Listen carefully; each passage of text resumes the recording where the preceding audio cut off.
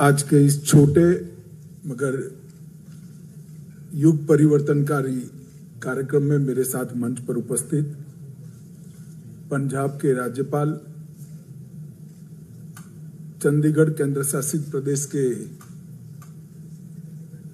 हमारे एलजी श्रीमान गुलाब चंद कटारिया जी, केंद्रीय गृह सचिव श्रीमान भल्ला जी,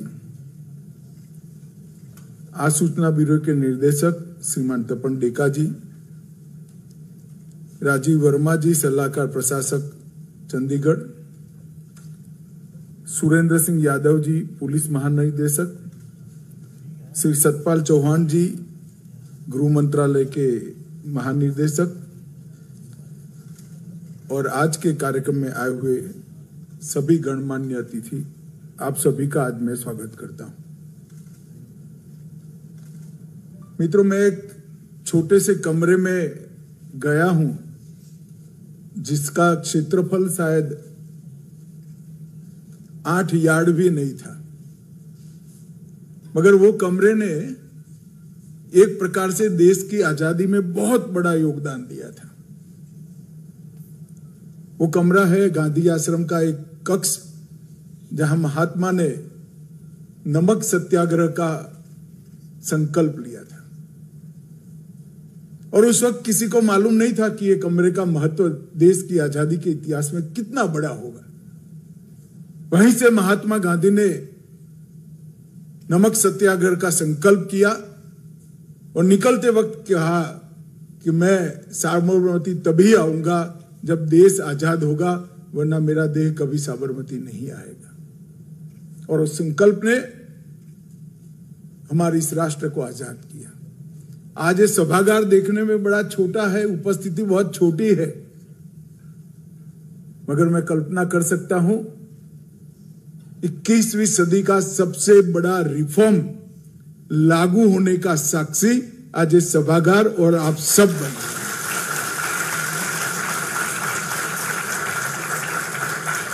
और मैं पूरी प्रक्रिया को बड़े मनोयोग के साथ इससे जुड़ा हूं। मैं बेझिझक कह सकता हूं कि जितने भी रिफॉर्म हुए हैं, इस सब रिफॉर्म में सबसे बड़ा रिफॉर्म 10 साल के बाद अगर कोई सिद्ध होगा तो 3 आपराधिक कानूनों के क्रियान्वयन का होगा।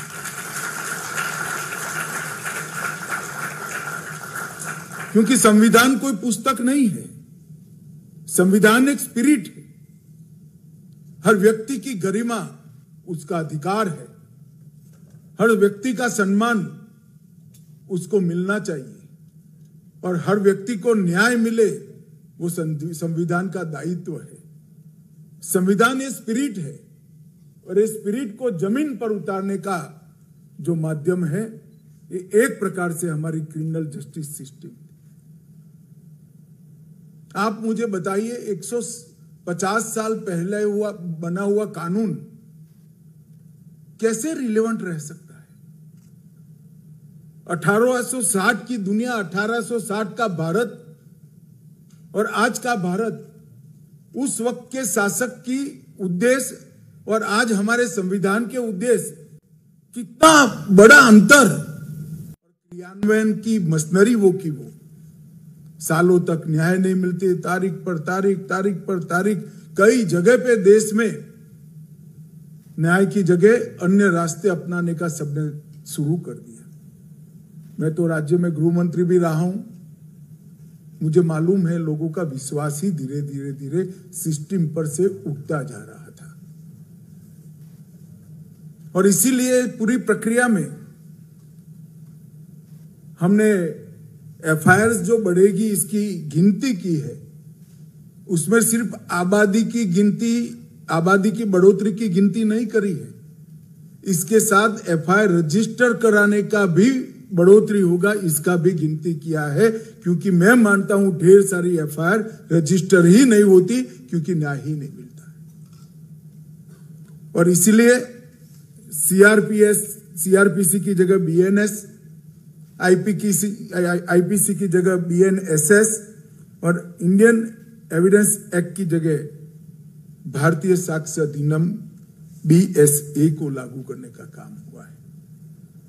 प्रधानमंत्री जी ने लाल किले की प्राचीर से कहा था, जो पंच प्रण लेने का मंत्र दिया था, उसमें एक प्रण था गुलामी की सभी निशानियों को समाप्त कर देना।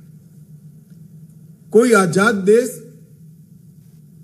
कैसे आजाद माना जाता है जब उसका क्रिमिनल जस्टिस सिस्टम ही, जब देश गुलाम हो तब की किसी और देश की संसद ने पारित किया है।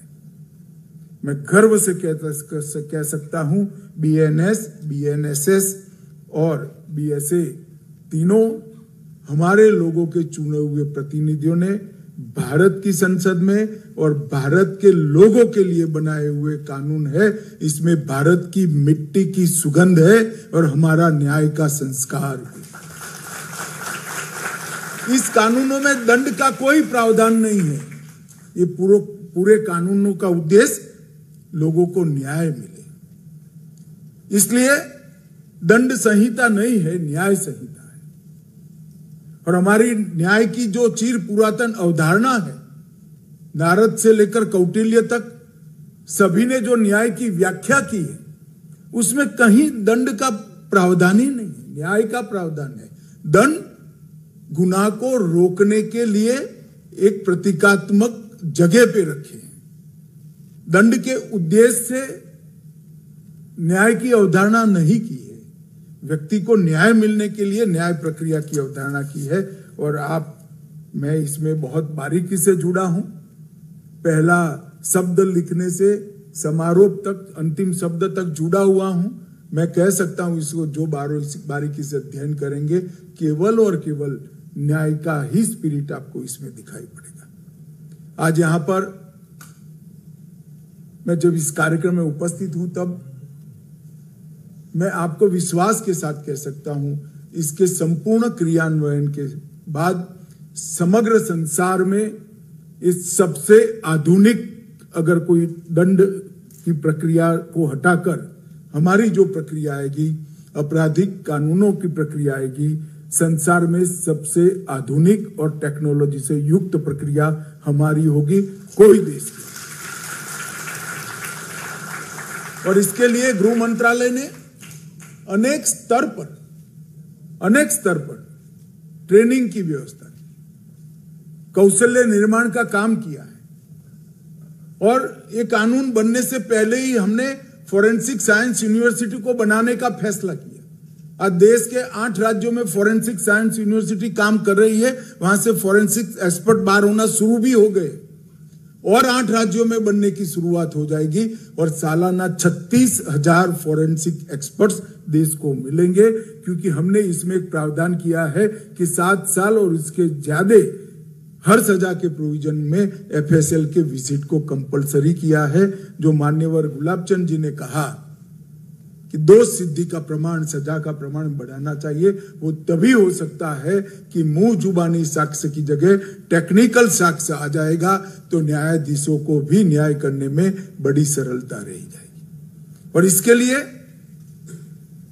5 वर्टिकल्स हैं, पुलिस, कोर्ट, FSL, जेल, इस सभी वर्टिकल्स के अंदर हमने ट्रेनिंग का काम किया है। एक डायरेक्टर ऑफ प्रोसिक्यूशन की रचना की है, जो अगर कोई अपराधी छूट जाता है तो अपील लायक केस है या नहीं केस है, वो अब वकील तय नहीं करेंगे, डायरेक्टर ऑफ प्रोसिक्यूशन तय करेगा। और संपूर्ण प्रोसिक्यूशन की प्रक्रिया का वो सतत मॉनिटरिंग करते रहेंगे। प्रोसिक्यूशन एक ऐसी पवित्र प्रक्रिया है जिसका थर्ड पार्टी मॉनिटरिंग बहुत जरूरी है। और एक डायरेक्टर प्रोसिक्यूशन नहीं होगा, जिला और तहसील तक इसकी पूरी श्रृंखला तैयार की है, इनके अधिकार भी तय किए हैं। मगर इस सबको अगर जमीन पर उतारना है तो टेक्निकल कॉम्पिटेंसी हमारे पूरे तंत्र की बढ़ानी पड़ेगी। इसलिए हमने गृह मंत्रालय ने शुरुआत से ही कुछ ऐप बनाना शुरू किया था। हमारा BPRND और क्राइम रिकॉर्ड ब्यूरो दोनों साथ में रहकर इसके पीछे कब के पड़े थे। आज ई-साक्ष्य, ई-समन, न्याय सेतु और न्याय श्रुति, ये चारों ऐप का आज चंडीगढ़ में आप सभी के सामने लोकार्पण हुआ है। ये जो ई साक्ष्य है वो घटना स्थल की जितनी भी वीडियोग्राफी और फोटोग्राफी है वो सारी की सारी फोटोग्राफी और सारी गवाही ई साक्ष्य सर्वर पर सेव की जाएगी और तुरंत ही इसका सर्टिफिकेट कोर्ट में भी जाएगा, आईओ के पास भी पहुंच जाएगा और फरियादी के पास भी पहुंच जाएगा। इसके साथ ई समन, पूरे समन अभी आधी प्रक्रिया हुई है, कोर्ट से पुलिस स्टेशन तक का इलेक्ट्रॉनिक माध्यम से आने का हमने व्यवस्था कर दिया है। आने वाले दिनों में पुलिस स्टेशन से जिनको समन भेजा जा सकता है उसको भी इलेक्ट्रॉनिक तरीके से भेजा जाएगा। इससे ढेर सारी सुविधा तो होगी ही, मगर देरी को भी हम टाल पाएंगे। न्याय सेतु एक डैशबोर्ड है, वो इंटरलिंक्ड है, ये पांचों लिंक के साथ इंटरलिंक है। कोई भी इंफॉर्मेशन अपलोड होगी वो अपने पासवर्ड के साथ पांचों लिंक को उपलब्ध होगी। पहले सालों तक कोर्ट में एफएसएल के रिपोर्ट नहीं आते थे, एफएसएल के रिपोर्ट बन गया होता था मगर फीस नहीं देते थे, तो पुलिस कई जगह भ्रष्टाचार से, कई जगह लेथार्जिकनेस से लेने ही नहीं जाते थे, देरी होती थी। अब एफएसएल ने अपलोड करना है जो सीधा कोर्ट के टेबल पर भी, न्यायाधीश महोदय के टेबल पर ही सीधा पहुंच जाएगा। वो भी डाउनलोड कर सकते हैं और पुलिस भी सीधी डाउनलोड कर सकते हैं। पुलिस, अस्पताल, फॉरेंसिक साइंस की लेबोरेटरी, प्रोसिक्यूशन, कोर्ट और प्रिजन, ये सारे न्याय सेतु के माध्यम से लिंक हो जाएंगे। तो एक अजीब प्रकार की लय हमारी न्यायिक प्रक्रिया में आएगी जिसमें कागज का स्थान ही नहीं होगा और देरी की जगह ही नहीं होगी। न्याय श्रुति, वो वीडियो कॉन्फ्रेंस से कई जगह से लोग कोर्ट में जाने की से डरते भी है। मैं भी कई बार कोर्ट में गया हूं, जो पुकार लगाते हैं वही बहुत अपमानजनक लगता है। न्यायाधीश साहब यहाँ बैठे होंगे तो उसको अन्यथा ना ले कोई। और 11 बजे जाओगे और 5 बजे कहेंगे कि डेट पड़ गया आपका, तो ढेर सारे लोगों को तकलीफ होती है। अब आपके निश्चित समय पर शहर में आने वाले दिनों में कई जगह पे ये साक्षी देने की जगह, न्यूट्रल जगह बनाई जाएगी। आज तो सभी कोर्टों में बनाई है, जहां से कोई भी कोर्ट, नजदीक के कोर्ट में आप चले जाओगे कहीं पर भी दे पाओगे। एफएसएल अपने यहाँ से दे देंगे, मेडिकल अस्पताल अपने यहाँ से दे देंगे, तो किसी को जाने की जरूरत नहीं। 5 मिनट गए, अपना साक्ष्य दिया, आधे घंटे में वापिस आ गए। तो इससे बहुत बड़ा फायदा होने वाला है। और मेरा आग्रह है पूरे सदन का कि ये जो साइबर इंटर्न बने हैं अपने साइबर स्वच्छता के लिए, ये साइबर सोल्जर के लिए आप सभी लोग एक बार ताली बजाओ, क्योंकि ये बहुत जरूरी है। और मैं बच्चों को कहना चाहूंगा कि आपने जो शुरुआत की एक दृष्टि से शौकिया करी है, मगर ये संस्कार है।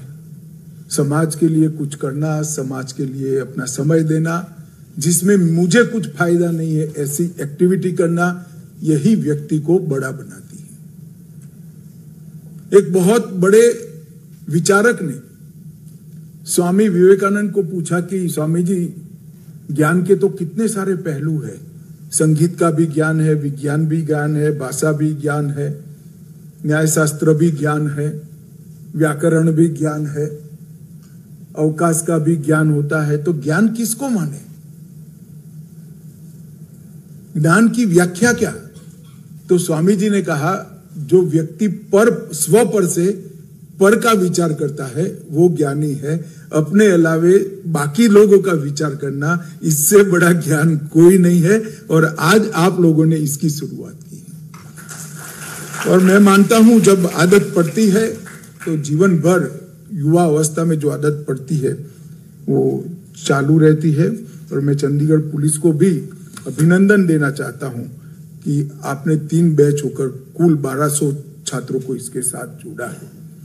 मित्रों, ये तीनों नए कानून जो आए, इसमें ढेर सारी परिवर्तन आज की हमारी न्यायिक व्यवस्था में किया है। इलेक्ट्रॉनिक माध्यम से आप एफआईआर दर्ज कर पाएंगे। जैसा मैंने पहले कहा, 7 साल और ऊपर के अपराधों के लिए फोरेंसिक साइंस को कंपलसरी कर दिया है। मॉब लिंचिंग के कठोर प्रावधान करे हैं। जो भाग जाते थे और वर्षों तक केस लंबित होते थे, भगोड़ा घोषित होने के बाद उनकी अनुपस्थिति में भी ट्रायल चल जाएगा, उनको सजा भी होगी। उनको अपील करना है तो कानून के सरेंडर करे और हाई कोर्ट में जाए। मैं आज उदाहरण देना चाहता हूं, इस देश को झंझोड़ कर देश के बाहर भाग जाने वाले कई लोग कानून की रीच के बाहर है। अब अगर कोई ऐसा प्रयास करेगा तो दुनिया के किसी भी कोने में होगा, यहाँ पर सजा होगी। और हमारे एग्रीमेंटों के कारण और रेड कॉर्नर नोटिसों के कारण वो जो सजा याफ्ता व्यक्ति को यहाँ लाने में हमें बड़ी सरलता मिलेगी। यहाँ अपराध कर भाग जाना अब सरल नहीं होगा, वो कानून की जद में आ जाएंगे। और भारत में शुरुआत पहली बार हुई। छोटे जो अपराध है, पहली बार अपराध है, उसमें जेल की जगह सामुदायिक सेवा की शुरुआत की है। विक्टिम सपोर्ट, विक्टिम प्रोटेक्शन के लिए विस्तार से इसके अंदर प्रोविजंस किए हैं। जो फरियाद करता है उसको 90 दिन में उसकी केस की प्रोग्रेस देना पुलिस की जिम्मेदारी है। जो कस्टडी में है उसके लिए हैबियस अब करनी नहीं पड़ेगी, उसको लटकाना है पुलिस स्टेशन के बाद एक रजिस्टर में कि मेरे पास ये व्यक्ति कस्टडी में है। तो जब कस्टडी में है ऐसा सर्टिफाइड करते हो तो पुलिस की रिस्पॉन्सिबिलिटी अनेक गुना बढ़ जाती है। इसके साथ साथ न्यायिक सुनवाई में सभी आयामों का जज साहब की परमिशन से वीडियो कॉन्फ्रेंस का प्रावधान किया है। नए कानून के स्मूथ इम्प्लीमेंटेशन के लिए ढेर सारे इनिशिएटिव हमने लिए। CCTNS से लेकर SHO की ट्रेनिंग से लेकर FSL के इंटीग्रेशन के लेकर बहुत सारा काम किया गया है। और टेक्नोलॉजी को ये पूरी सिस्टम का मुख्य स्तंभ बनाया गया है। चंडीगढ़ की ही मैं बात करूं तो 22 IT स्पेशलिस्ट इन्होंने रख लिए हैं, 125 डाटा एनालिस्ट रखे हैं, 160 नए कंप्यूटर लिए हैं, 2 वेब कैमरा, सभी थानों में 1 स्पीकर और 2 वेब कैमरा लगे हैं, 170 टैबलेट, 25 मोबाइल फोन और 144 नए IT कांस्टेबल भर्ती करने का काम सिर्फ चंडीगढ़ में हुआ है। और चंडीगढ़ के अंदर हमने 2023 से ही शुरुआत की थी। चंडीगढ़ में देश में सबसे पहला अगर कोई यूनिट होगा, एडमिनिस्ट्रेटिव यूनिट होगा हमारा, तो ये UT बनेगा जिसमें 100% कानूनों का इम्प्लीमेंटेशन हो जाएगा। और ये जमीन पर हम 2 महीने के अंदर उतार देंगे। और माननीय प्रधानमंत्री जी ने हाँ बोली है। जब चंडीगढ़ के सारे थाने और सारे कोर्ट्स ये कानूनों के हिसाब से शुरू होंगे तो देश को पहला UT जो तीनों कानूनों का संपूर्ण इम्प्लीमेंटेशन करेगा, माननीय प्रधानमंत्री चंडीगढ़ आकर चंडीगढ़ वासियों को उसकी भेंट देंगे, वो भी तय हो चुका है। भाइयों बहनों, मैं हमेशा जहां भी जाता हूं तब कहता हूं, नशे के खिलाफ हमारा अभियान ये सरकारी अभियान नहीं है। हमारी नई पीढ़ी को नशे की लत से बाहर निकालने का है। और जो लोग नशे की गिरफ्त में आ गए हैं उनकी शर्म दूर कर कर, उनके परिवारजनों की शर्म दूर कर कर, उनके अभिभावकों की शर्म दूर कर कर, एक बीमारी है जिसका इलाज करना चाहिए। इसके लिए जागरूकता फैलाना चाहिए। ये हमारे जितने भी नए युवा साइबर स्वच्छता के काम में लगे हैं, इनको भी मैं अनुरोध करता हूं कि साथ साथ में नशे का उन्मूलन का काम भी आप हाथ में लीजिए। ये फिर से एक बार मैं रिपीट करना चाहूंगा, ये नए कानून और इसके द्वारा चलती क्रिमिनल जस्टिस सिस्टम 21वीं सदी का सबसे बड़ा रिफॉर्म है। टेक्नोलॉजिकली हम पूरी दुनिया में सबसे आगे होंगे जब ये कानून पूर्णतः इंप्लीमेंट होंगे। और इसकी डेफिनेशन इस तरह से बनाई गई है कि आने वाले 50 साल तक इजाद होने वाली सारी टेक्नोलॉजी को इसके अंदर समाहित कर दिया गया है। मानो हम ई डॉक्यूमेंट्स, अब इसकी डेफिनेशन बन गई, कानूनी मान्यता आ गई, तो फॉर्म कोई भी बदल जाएगा, प्रकार कोई भी बदलेगा, टेक्नोलॉजी कितनी भी अपग्रेड होगी, वो ई डॉक्यूमेंट ही माना जाएगा। गैजेट्स बदलते जाएंगे, सॉफ्टवेयर बदलते जाएंगे, इंस्ट्रूमेंट बदलते जाएंगे, परंतु डेफिनेशन वो की वो रहेगी। इस दृष्टि से इसको बनाया है और आज संविधान की स्पिरिट के हिसाब से सिटीजन सेंट्रिक के कानून बनाए हैं और मैं पूरे विश्वास के साथ कहता हूं, इनका संपूर्ण इम्प्लीमेंटेशन होने के बाद हमने कई जगह न्यायिक प्रक्रिया पर भी कुछ मर्यादाएं डाली हैं। इसके कंप्लीट इम्प्लीमेंटेशन हो जाने के बाद किसी भी फरियाद पर 3 साल में सुप्रीम कोर्ट तक जजमेंट आ जाएगा। इस प्रकार की टाइम बाउंड व्यवस्था हमने इसके साथ की है। मित्रों, इसमें जितनी बड़ी